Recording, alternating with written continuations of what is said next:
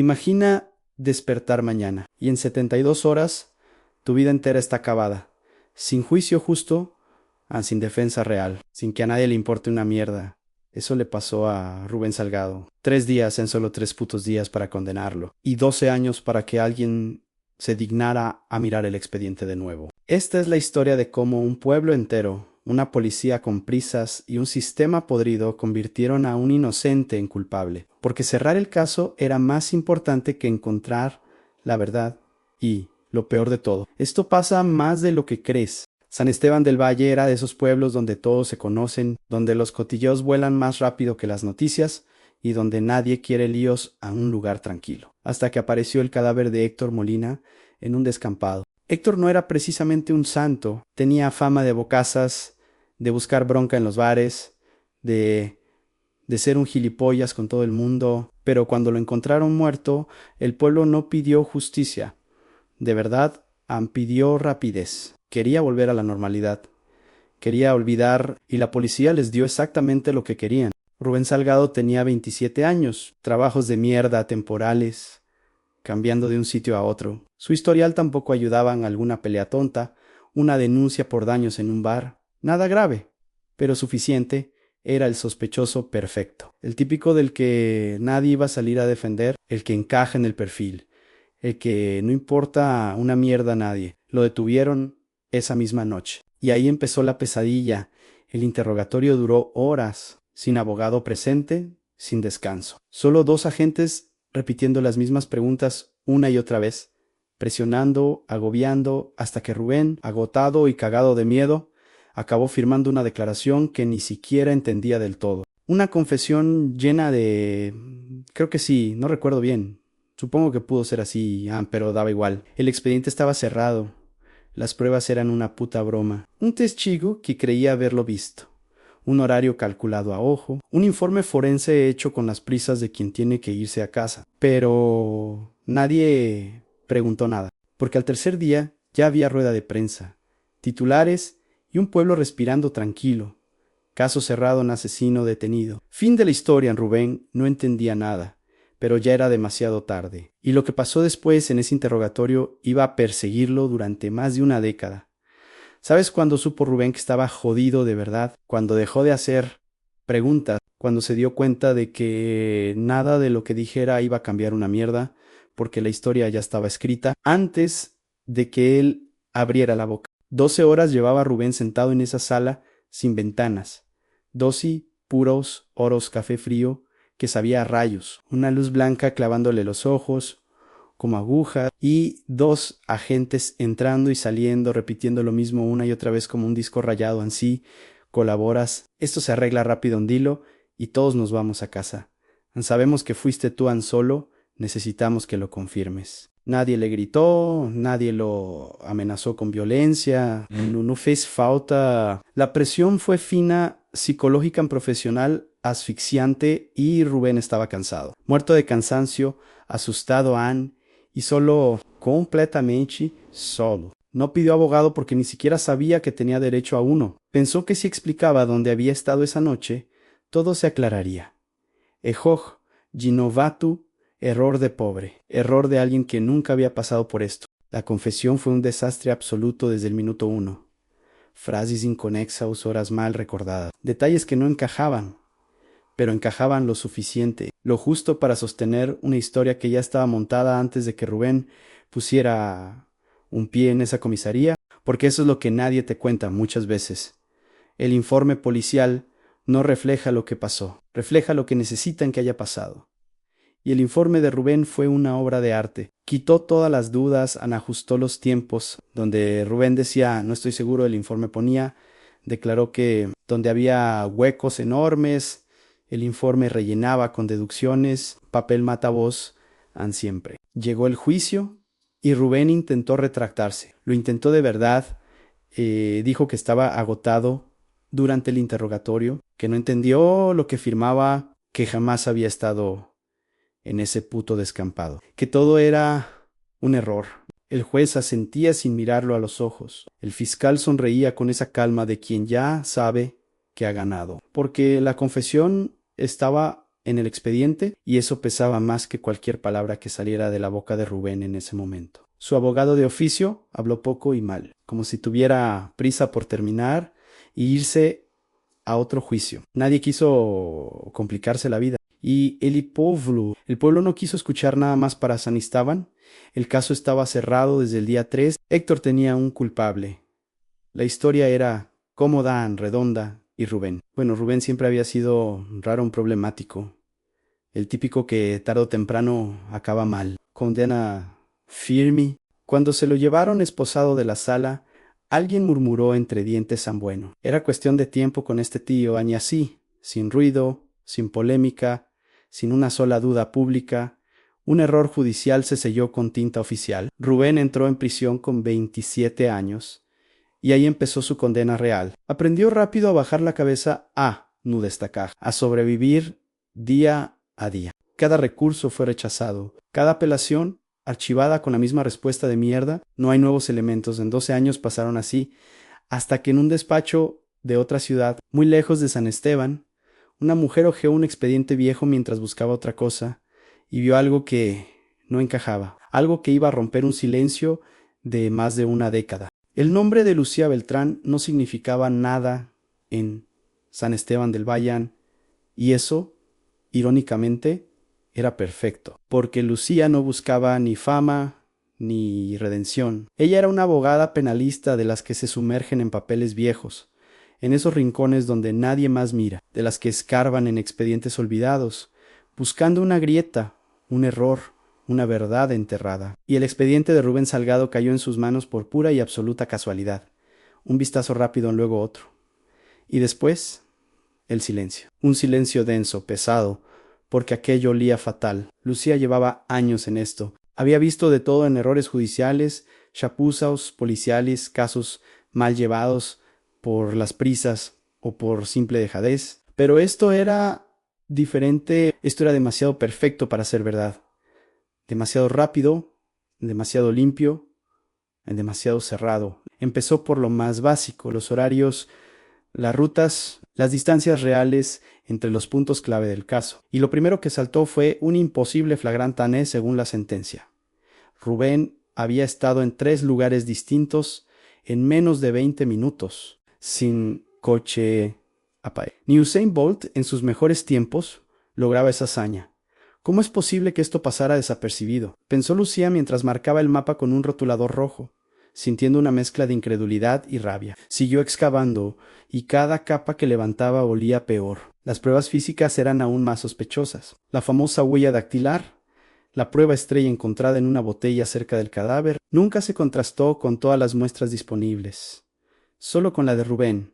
¿Por qué? El expediente no ofrecía ninguna explicación. El informe forense estaba firmado con prisas, sin segundas comprobaciones, sin una verificación cruzada que es de manual, y luego estaba el testigo clave, el que supuestamente vio a Rubén cerca de descampado la noche del crimen. Nunca ratificó su versión ante un juez, solo declaró ante la policía en una única vez, y después simplemente desapareció del caso como por arte de magia. Eran chapuzas de libro, de esas que te enseñan en primero de carrera como el ejemplo perfecto de lo que jamás hay que hacer. Con toda esta munición, Lucía solicitó formalmente la reapertura del caso, presentó un escrito impecable, bien argumentado, con jurisprudencia y todo el arsenal legal. La respuesta llegó en 2 líneas secas y cortantes a no procede. Caso cerrado en punto, ni una explicación más. Lo intentó de nuevo, esta vez con un escrito más largo, más duro, más detallado, demoledor. Pero esta vez ni siquiera le contestaron. Silencio administrativo. El sistema la ignoraba, como si Rubén Salgado no existiera, como si su condena fuera un mero incordio burocrático que nadie tenía ganas de tocar. Entonces, Lucía hizo algo que casi nadie se atreve a hacer en estos casos. Fue ao povelo. En San Esteban del Valle el silencio era casi una ley no escrita. Puertas que se cerraban a su paso, miradas esquivas que se desviaban hacia el suelo, algunos sotón, eso ya pasó, señorita, y otro con más dureza, un mejor no remover, ¿no? La paz del pueblo parecía sostenerse sobre ese cadáver y ese condenado, y nadie, absolutamente nadie, quería que esa estructura se tambaleara. Pero en un Bach a última hora de la noche, con la barra casi vacía y el aire cargado de humo y resignación, alguien habló, un Chippenmayer con la mirada perdida y el aliento a rutina. De esos que ya no tienen nada que perder, murmuró entre dientes que la noche del crimen él había visto a otro hombre discutiendo a gritos con la víctima, un tipo conocido en el pueblo por ser violento, con fama de bestia, con antecedentes de repartir golpes. ¿Y por qué no declaraste eso?, preguntó Lucía, sintiendo cómo se le aceleraba el pulso. El viejo se encogió de hombros, como si la respuesta fuera obvia. Porque nadie me preguntó. Y porque ese tío se mató 2 años después en un accidente de moto. Así que, ¿para qué complicar las cosas? Lucía volvió a su hotel con una rabia fría en el estómago. Si eso era cierto, si había otro sospechoso que nunca fue interrogado, entonces el caso no solo estaba mal llevado, estaba mal cerrado a propósito. Esa misma noche llamó a la prisión. Pidió hablar con Rubén Salgado y por primera vez en más de una década Rubén escuchó una frase que le sonó a ciencia ficción pura. Creo que puedo demostrar que no fuiste tú. Hubo un silencio largo al otro lado del teléfono. Luego, una voz rota, quebrada por 12 años de injusticia, preguntó: ¿por qué ahora? ¿Por qué después de 12 putos años? Lucía no tenía una respuesta para eso, pero sí tenía algo muy claro. Antes de sacar a Rubén de esa celda, tenía que pelear contra algo mucho más duro que la mentira. Tenía que pelear contra un sistema que se defendía a sí mismo, que protegía su propio error. Y eso iba a ser una guerra. ¿Sabes cuál es el verdadero enemigo en un caso como este? No es la policía que se equivocó, ni el fiscal que miró para otro lado, ni el juez que no hizo las preguntas correctas. El verdadero enemigo es el papel.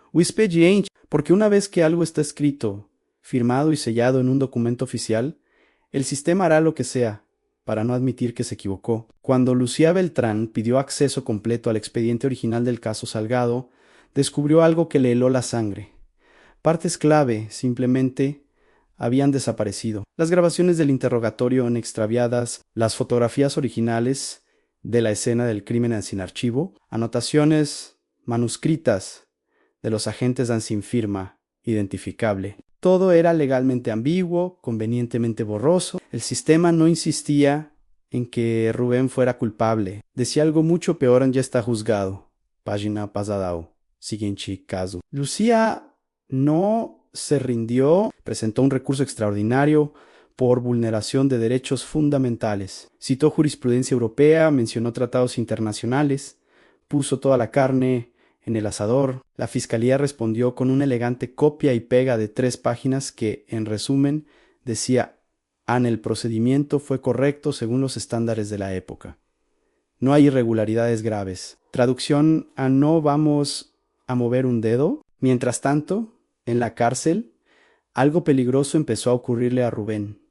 Empezó a hacerse ilusiones. La cárcel, la esperanza puede ser un veneno. Cada llamada de Lucía le devolvía un pedazo de un futuro que ya no sabía cómo manejar. Soñaba con salir, con respirar, sin pedir permiso, con volver al pueblo y mirar a la gente a los ojos. Hasta que una noche recordó algo brutal. En el pueblo nunca lo quiso, ni antes ni ahora. Lucía siguió excavando como una poseída. Revisó archivos de llamadas telefónicas antiguas, informes internos de la comisaría que nadie había mirado en años. Y ahí, enterrado en un documento secundario, encontró oro puro. Un informe policial interno donde se mencionaba de pasada a un sospechoso alternativo, el mismo nombre que había oído en el bar, el mismo tipo violento, el mismo que tuvo ese oportuno accidente de moto 2 años después. El informe decía textualmente en C: descarta como sospechoso por falta de pruebas directas. Descartado, sin siquiera interrogarlo. Y lo más grave de todo, en ese informe nunca llegó al expediente judicial, nunca llegó al juez, nunca llegó al abogado de Rubén. Eso ya no era un error, eso era omisión deliberada. Lucía solicitó que los agentes que llevaron el caso original declararan. Quería mirarlos a los ojos y preguntarles por qué. Uno se había jubilado y se negó a declarar. Otro dijo que no recordaba nada de hace 12 años. El tercero soltó la frase de siempre: hicimos lo que pudimos con los medios que teníamos. La culpa se diluía como el humo. La presión sobre Lucía empezó a aumentar. llamadas raras a deshoras, consejos no solicitados de colegas. Un compañero de buffet se lo dijo sin rodeos: estás cavando tu propia tumba profesional, Lucía. Nadie gana reabriendo condenas antiguas, solo te haces enemigos. Pero ella no aflojó a no podía. Consiguió que un juez joven recién llegado aceptara revisar un solo punto técnico del caso. Uno solo a la huella dactilar, esa grieta mínima en el muro de hormigón. Lucía contrató a un perito independiente. El análisis tardó semanas. Cuando llegó el informe, Lucía lo leyó 3 veces para creérselo. La huella encontrada en la botella cerca del cadáver no era de Rubén Salgado, nunca lo había sido. El informe llegó un viernes por la tarde, silencio absoluto en el juzgado. Nadie celebró, nadie se disculpó, solo una frase seca en un auto judicial procede a revisar la sentencia condenatoria. Esa noche, Rubén lloró en su celda, pero no de alegría ni de rabia. Ya había apurado acumulada durante 12 años, porque si esa prueba cayó tan fácil, ¿cuántas más iban a caer detrás? ¿Y cuánta gente sabía desde el principio que algo no cuadraba? Lo peor aún estaba por venir, porque salir de prisión no significaba recuperar tu vida, significaba descubrir que a veces ya no queda nada que recuperar. Gracias por acompañarnos en esta historia. Si te ha impactado tanto como a nosotros, no olvides suscribirte y activar las notificaciones para no perderte cómo termina. Nos vemos en el próximo video. La libertad llegó en un sobre blanco, sin aplausos, sin cámaras, sin perdón, sin una puta disculpa. 12 años después, Rubén Salgado salió de prisión con una bolsa de ropa usada y una resolución judicial tan fría como un informe médico. Y ahí entendió algo que nadie te cuenta sobre la justicia, que admitir el error. No es lo mismo que reparar el daño. La sentencia quedaba anulada. Papel selado, firma del juez, todo muy oficial. Pero no decía inocente, decía insuficiencia probatoria. Legalmente limpio, humanamente devastador, porque insuficiencia probatoria no significa te pedimos perdón por cagarnos en tu vida. Significa no había pruebas suficientes para condenarte, pero tampoco vamos a decir que eres inocente del todo en una salida elegante. Jurídicamente impecable, moralmente asquerosa. El verdadero culpable ya estaba muerto, reventado en un accidente de moto años atrás. Caso cerrado otra vez, sin juicio, sin condena, sin responsabilidad. Nadie pidió disculpas en público. La policía publicó un comunicado hablando de fallos procedimentales propios de la época. La fiscalía dijo que había actuado según la información disponible. El juzgado evitó cualquier mención de responsabilidad institucional. El sistema se protegió, como sabe hacerlo desde siempre, mirando hacia otro puto lado. Rubén volvió a San Esteban del Valle porque no tenía a dónde ir. Pensó, inocentemente, que 12 años eran suficientes para que la gente olvidara. Ejó gajafao, las miradas seguían ahí, algunas de pena fingida, otras de desconfianza real. Para muchos en el pueblo, Rubén seguía siendo el que estuvo preso por matar a Héctor. La absolución no borra titulares antiguos, no borra cotilleos, no borra la etiqueta que te pusieron hace años. Y el pueblo necesitaba que hubiera sido culpable, porque si no lo era, entonces todos habían sido cómplices de una injusticia, y eso nadie lo quiere llevar en la conciencia. Rubén buscó trabajo, rellenó solicitudes, fue a entrevistas. Nadie quería contratar a un exconvicto, aunque ya no lo fuera técnicamente. En cuanto googleaban su nombre, aparecían las noticias viejas. Detenido por asesinato, condenado a prisión. Las rectificaciones siempre son más pequeñas que las acusaciones. Intentó recuperar contacto con su familia. Su madre había muerto 3 años atrás, cáncer jolo. Sholan Rubén no pudo ir al entierro. Su hermano se había largado a otra ciudad, Heizu. Su vida cambió hasta de apellido para no cargar con la vergüenza. La vida había seguido sin Rubén y no había guardado sitio para él. Lucía Beltrán peleó por una indemnización del Estado. Presentó informes, calculó daños, pérdida de años laborales, trauma psicológico, destrucción de vínculos familiares. El Estado respondió con una cifra ridícula: 12 años de vida tasados como un error administrativo, como si hubieran perdido un expediente fiscal, no la vida entera de un tío. Rubén rechazó el dinero No por orgullo, por cansancio, porque aceptarlo significaba seguir peleando, seguir en juzgados, seguir reviviendo la pesadilla cada día, y ya no le quedaban fuerzas para eso. La prensa local publicó una nota pequeña, página interior sin fotos, sin entrevistas en Revisan, condena antigua, en San Esteban del Valle 4 líneas. Nadie pidió entrevistas a Rubén, el escándalo ya no vendía. La gente prefiere historias de culpables atrapados, no de inocentes destruidos. Una noche, Rubén se sentó en el mismo bar donde años atrás aquel borracho le había dado a Lucía la pista clave. Pidió una cerveza, bebió en silencio. El camarero no lo reconoció. No, o fingió no hacerlo. Daba igual. Y ahí, en ese momento de mierda, Rubén entendió algo brutal en salir. No es volver. La libertad no devuelve el tiempo perdido. La justicia no siempre repara. A veces solo certifica el daño. Antes de irse del pueblo para siempre, Rubén dejó una carta en el buzón del juzgado, sin remitente, sin pretensions. No pedía venganza, no insultaba, solo hacía una pregunta. ¿Cuántos como yo no tuvieron la suerte de que alguien mirara el expediente de nuevo? Nadie la contestó, pero esa pregunta iba a pesar, porque aún quedaba la última parte de esta historia, la que nadie quiere contar, la que sigue pasando ahora mismo. Mientras tú ves este vídeo, el caso duró 3 días, la condena, toda una puta vida. Y esto es lo que nadie te cuenta sobre los errores judiciales que no terminan cuando sale la sentencia de absolución, que no terminan cuando sales de prisión, que hay condenas que no prescriben nunca, que se cumplen incluso en libertad, y que siguen ahí, invisibles, destruyendo vidas,